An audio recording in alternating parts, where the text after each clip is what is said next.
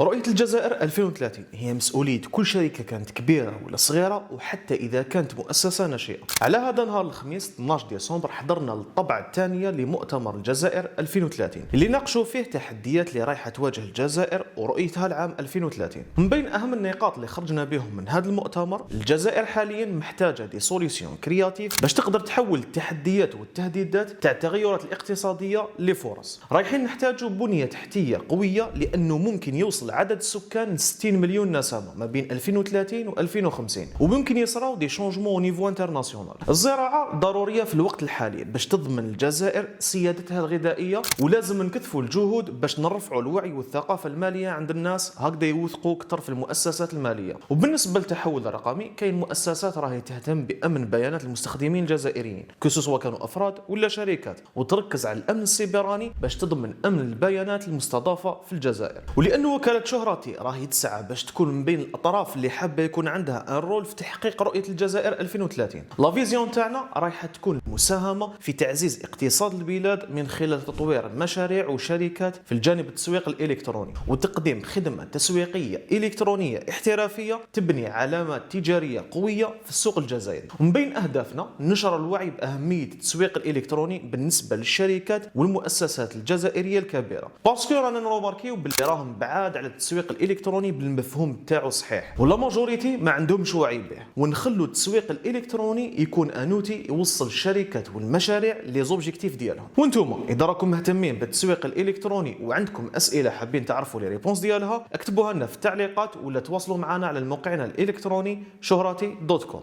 سلام.